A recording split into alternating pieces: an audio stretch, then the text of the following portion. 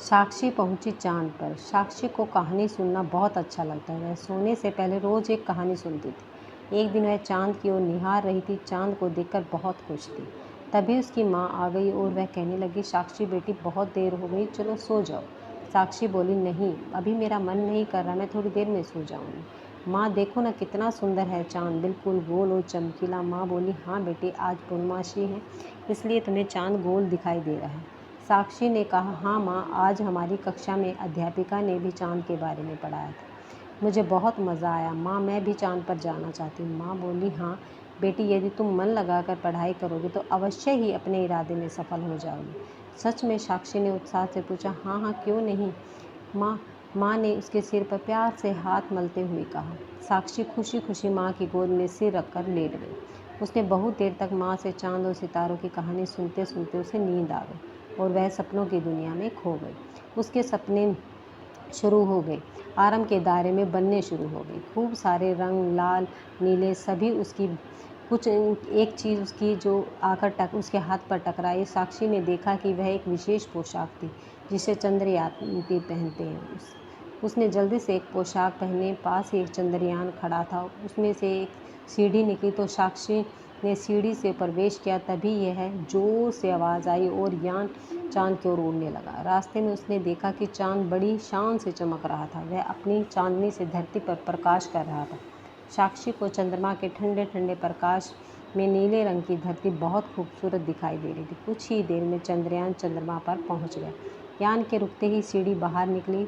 साक्षी सीढ़ी से उतरकर चंद्रमा की सतह पर पहुंच गई। जैसे ही साक्षी ने चंद्रमा की धरती पर कदम रखा तो वह हैरान रह गई। उसने देखा कि वहाँ तो बिल्कुल अंधेरा है। तभी उसे याद आया कि उसकी विज्ञान अध्यापिका ने बताया था कि चंद्रमा का अपना प्रकाश नहीं, वह तो सूर्य के प्रकाश से ही चमकता है। फिर वह थोड़ा आगे चली तो वहाँ खूब सारे गड्ढे दिखाई दिए। चांद पर तो पेड़ पौधे, पशु पक्षी नहीं हैं। वहाँ देखकर साक्षी आश्चर्यचकित थी। इतने में उसे एक भारी आवाज़ सुनाई दी। कौन हो तुम? आवाज़ सुनकर साक्षी डर गई। फिर संभालते हुए बोली, मैं साक्षी हूँ। आप कौन हो? मैं चंद्रमा हूँ। मुझे देखकर सभी प्रसन्न होते। बच्चे मुझे चंदा मामा कहकर पुकारते। तुम धरती के कौन से भाग से आई? क्या तुम मुझे वहाँ के बारे में बता सकती हो? उसने कहा। साक्षी बोली, हाँ हाँ, क्यों नहीं, मेरा संबंध भारत से है। हमारी धरती बहुत ही सुंदर, चारों तरफ हरियाली ही हरियाली। कहीं ऊंचे ऊंचे पर्वत है तो कहीं बड़े बड़े समंदर। चंद्रमा बड़े गौर से साक्षी की बातें सुन रहा है। तो क्या आप मुझे अपने बारे में भी कुछ बताएंगे? साक्षी ने पूछा। तो क्या आप मुझे अपने बारे में कुछ बताएंगे? साक्षी ने पूछा।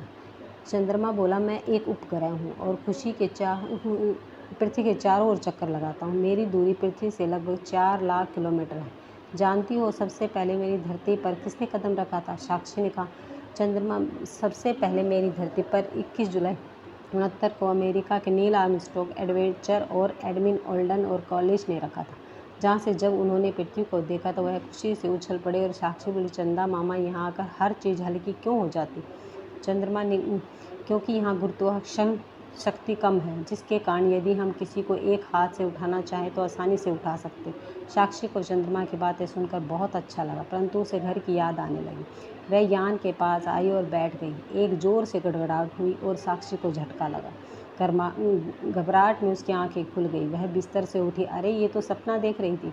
तब माँ भी उसके पास आ गई। साक्षी ने अपना सपना माँ को बताया। माँ ने साक्षी को प्यार किया और कहा, बेटी, निसंदेह यह सपना था, पर मुझे विश्वास है कि यदि तुम इस प्रकार मन लगाकर पढ़ोगी तो तुम्हारा जाने का सपना साकार होगा।